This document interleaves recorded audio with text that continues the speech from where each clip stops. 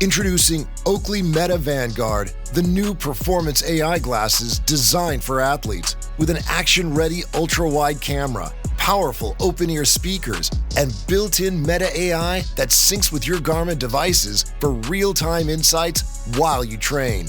Take your performance to the next level with Oakley Meta Vanguard. Athletic intelligence is here. Learn more on meta.com. Thursday Night Football is on, and it's only on Prime Video. That's going to be caught. This week, the Minnesota Vikings head west to face the Los Angeles Chargers.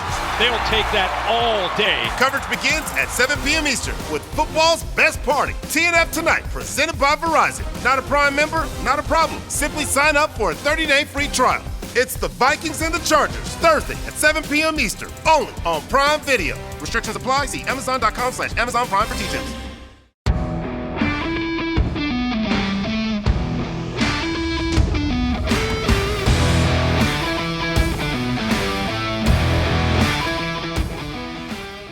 I trust my coaches. My special team coordinator made a couple decisions during the game, came to me later in the game asking what should he do, and I said, what are you looking? What are you seeing? I believe in you. So I agreed with his decisions, same with my offensive staff. So again, trying to get men to believe in themselves and believe in you because you have the confidence to drive success, and yet you have the belief in them to drive success. Welcome to another edition of National Coach of the Week presented by Modern Football Technology. This week, we head to Detroit, where Cass Tech High School continues its championship tradition under head coach Marvin Rushing. The 2024 state champions are once again undefeated, fresh off a city title win over rival MLK. Coach Rushing's CEO style, drawn from his career in banking, has shaped one of Michigan's model programs built on accountability, structure, and belief. In this conversation, he shares how that mindset fuels both his coaches and players to perform their best every day.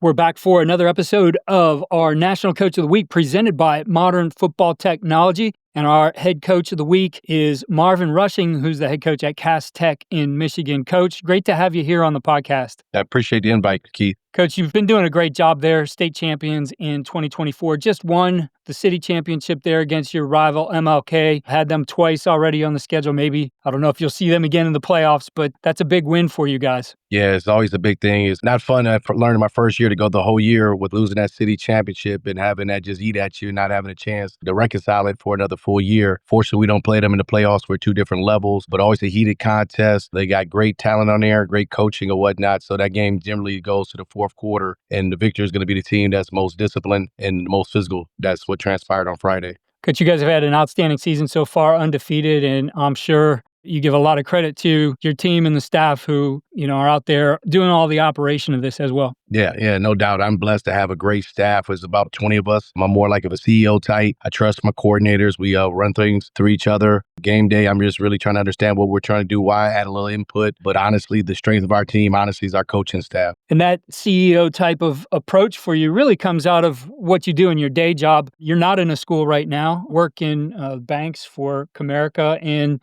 for you, that means you're going to put a focus on the structure and culture of what's going on in your program. So we'd love to hear just that philosophy and the approach that you take to be able to get this operation running smoothly for you on the football side. Well, number one, it comes right with accountability. So one of the first things we do every day, I'm a banker. I work for a bank. We create a practice plan at the bank every day with every branch that I oversee. 13 branches, what we need to do to drive operations, drive growth, make client experience. So we do the same thing with our football program. Generally, I try to have a football plan out to the coaches by 8 a.m. that they know exactly what we're doing from the study table to film to weight room to on-field activities or whatnot, and just making certain that we manage to it and we're getting the best. Trying to make sure we got the best on best in practice as much as possible. Trying to make sure the little details are there. Generally, what I'll do as a part of when we're offensive focused, I wear a referee shirt. I try to mimic being the referee. Some of the challenges we've had in the last few years sometimes is managing game clock and not getting delayed games. So that's something I've really been focused on to make sure we got the right tempo, quarterback's attentive to the referee's hand, and we're trying to manage the clock and stuff. So I trust my guys. Much of the staff has been there with my predecessor, Thomas Wiltshire. We've grown together the last 5 years under my tutelage right now, so I'm blessed to have a great staff. So, Coach, you're a Cass Tech grad, 93. I went on and played at Eastern Michigan. So while you are taking the CEO type of approach, there's still managing the emotional side of the game, making sure these guys are ready. What does game day look like from you, and what's the approach you take as a coach in the position you're in? We really practice on Sundays typically, make Mondays more academic day. We're a little different. Our JV plays on Mondays. So we just played the JV City Championship with our JV program, won over Martin Luther King yesterday. So varsity's typically off after a quick weight session. We really stress and go hard and practice. And game day, we try to be laid back. We had the same structure. We have the game plan. We had the timeline of what everything's going. But I want our kids to be free. I don't want coaching really to happen on game day. I don't really want to get on kids about mistakes. I want them to be able to trust everything we did all week. If they make a mistake, if you did it with effort, you did it with tenacity, trying to be aggressive, it's always okay. So again, trying to be laid back, how the kids believe in themselves. I know I had one of our top players, Mylan Griggs, down a little bit. I think it was in the second half of last week's game. He hadn't touched the ball yet. I just went to him because I could see him down a little bit. And I said, you're going to make the play that's going to decide the game. He made it to the last 2 touchdown receptions in the game. He's really just trying to get guys to believe in themselves and just put guys in position to be successful. The same with the coaches. I trust my coaches. My special team coordinator made a couple decisions during the game, came to me later in the game asking what should he do. And I said, what are you looking? What are you seeing? I believe in you. So I agreed with his decision, same with my offensive staff. So again, trying to get men to believe in themselves and believe in you because you have the confidence to drive success and yet you have the belief in them to drive success. What do you feel the advantages are of being in a role like you are for your program, in that you essentially do have that guy on the offensive side of the ball who has the ownership, the empowerment to do what he needs to do, a guy on the defensive side of the ball, special teams, etc., with you being able to guide, advise, make sure that these guys are fitting everything into the structure and the culture that you've set up? Well, I think it really kind of goes back to my employer. Being a banking center manager at Comerica Bank when I was, my boss didn't always hold me accountable to do everything exactly like everybody else as long as we drove outcomes, right? That everything was being met that needed to be met. With my 13 offices that I oversee, everyone doesn't do exactly everything the same, but you can see people with a different philosophy drive a lot of outcomes, right? And believing in your people. That's how you retain, that's how you grow people or whatnot. Trying to get people to believe in themselves. So again, just sticking to the game plan. Hey, we're looking to run. We're trying to get outside zone established. We're talking about play action. Are they sticking to the game plan? If we need to make adjustments, defensively, we put some things in last week. We hadn't run all year. Didn't work well. Our rivals countered us. They made some great adjustments. We went back to what we normally do, and we had a lot of success. So again, just trying to make sure you're managing, seeing ahead, what you anticipate. When it's not working, what can we change? But also, like I said, giving you guys the freedom to be there, because otherwise, why are they there? I have a succession plan in place if something were to happen to me. So I want those coaches to believe in the succession plan too. And if I'm overriding them in every aspect, then how can they believe in themselves?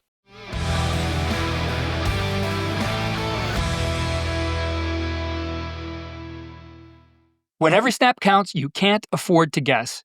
Modern football technology gives you real-time data right from the sidelines so you can see what's working, fix what's not, and make better calls when the game's on the line.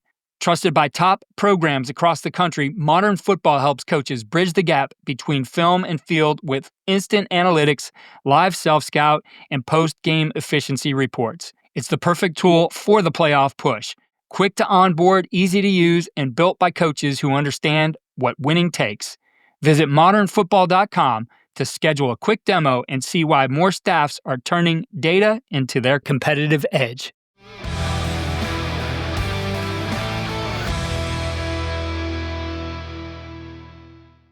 The structure that you have, being that you do have a day job, you guys don't do anything until 5 p.m. at night, 5 to 7 is when football takes place. How's that worked out for the kids? Obviously, school's ending a lot earlier than that. What do those guys do from 2:33, whenever it ends, till practice time? So a traditional day for us, 3:30 roughly to 4:30, 4:40, we'll do study table or tutoring sessions, depending on what that young man needs. If he needs to be with his teachers or our team setting doing study table, probably around 5 to 5:30, 40, we're lifting weights 2-3 times a week. We're not lifting weights like today would be a non-weight day. We're going to be doing film study, making sure we get some chalk talk film from special teams, defense, offense. Roughly around 6 o'clock, we'll migrate outside for practice and we'll end somewhere around 7:15. So try to have about an hour 15 practice now. But again, it's worked really well for us. And one of the things I think it works well, having night games and watch some programs practice in the day or in the morning, You don't see that energy rise. One of the things I've saw in the last 4 years with us being able to facilitate things to our parents, these later practices, and also to accommodate the majority of my coaches. I have 2 coaches in the building, roughly 20 of us. The rest of us work in the private sector has allowed us to get there while the 2 coaches hold down the fort. But what I've seen in the past 4 years with that later schedule, we typically play better the later it gets. Because again, it's something that we're used to. Our bodies are tuned to it. Our mindsets are tuned to it. So I've watched us perform better in the second half. And what I saw in the past was us kind of struggle with earlier games, even Saturday games, where typically you're looking at a 12 or 1 o'clock kickoff. It's just mindset, incorporating music during practice. And typically we try to, like most programs do, team the big session at the end to culminate just like with the kickoff of a game. So establishes culture. I think we're just like the Detroit Lions, grit, discipline, being physical, and figuring out a solution to the problem. I think the first 2 games we had this year, we're down in both games. We found a way to win. We had some turmoil last Friday in the city championship, but the kids had to resolve and understood we were going to win the game. So again, just setting that mindset and having the kids believe in themselves. With so many guys coming from the private sector, there are advantages you find in the way that I guess you're able to show these kids different sides of life. A lot of places the guys are in the school building or maybe they're at a different school building, but teachers, and now, they're meeting guys from all walks of life, all kinds of professions. Yeah, no, definitely. I mean, some of the things we do outside of football, like we've partnered with the RISE program. I know they've worked with the NFL doing diversity inclusion programming, leadership skills. So we've worked with them the past 2 summers. I have a coach on my staff, Brandon Jackson. He's a consultant. Does a lot of leadership training. So he's been doing a lot with his greatness mindset with the kids or whatever, was really developed them young men. But I got like 4 entrepreneurs on our staff. So they talk to the kids all the time about, hey, if I don't go to work, I don't eat. If I don't perform, just like in game day, I don't eat. So we're constantly sharing our work experiences because quite honestly, we're trying to treat the kids. I want some of my kids becoming bankers. Fantastic opportunities for themselves and set up the communities for success and also their families for success. I have others that are insurance. I have a pharmacist. I have a lawyer. So, having them talk about different things, it helps diversify, the mindset, but also what they can become. Because honestly, we're supposed to be a vehicle of success for their entire lives. So that's why we try to diversify the messaging, not just going to be football related. And our principal, Lisa Phillips, does a good job too of getting us speakers and other forums to make certain we have other outlets for our kids to drive growth, not just on the field, not just in the classroom. Coach, obviously you don't need to do football for the financial side of it. Not that football coaches get paid that much anyway. Why is it so important for you to be involved? Why do you do this? Well, I'll be honest, I grew up in a single parent household. And one of the things I started to realize, I really drew to some of my coaches like Thomas Wilcher, Sherelle Rowland in high school, just watching how they carried themselves, the men they were. I wanted to be that. And then the same thing at Eastern Michigan, some of the coaches that I held to high esteem, just like the way they carried themselves. I wanted that confidence. I wanted that swagger they had. And it was an opportunity for me to give back. I'll be honest, that what I've learned in the last 5 years of being able to be the head coach, I think this has transformed my life, giving me more of a reason to live and grow as a man. And that others believe in me has been really empowering to me, that people look up to me, they believe in me, and it's a high opportunity for me to invest in them and make them better. So again, I think this has been, besides my kids, this has probably been the greatest thing that's ever happened to me being the head coach at Cass Tech because it's allowed me to grow as a man. Coach, I appreciate you taking the time out of your busy day to join us here on the podcast. And again, want to congratulate you, your staff, your team on this honor and wish you best of luck the rest of the way. Appreciate it, Keith.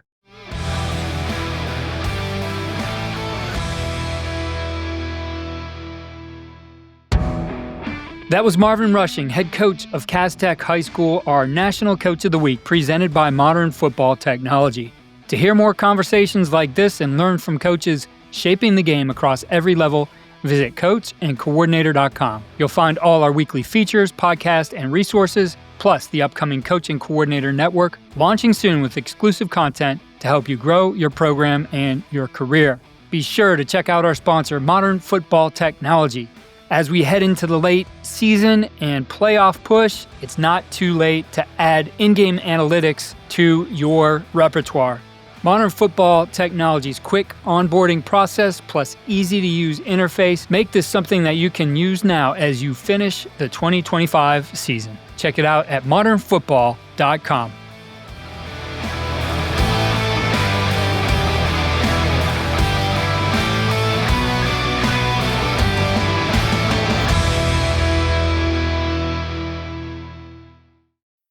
You know the words dominating today's headlines. Private equity, generative capital gains tax, America's chip war with China. market volatility. Bets on Fed rate cuts are But do you understand how they impact your world and your wallet? In a world that skims the what, understand the why. Because context changes everything. Subscribe at Bloomberg.com.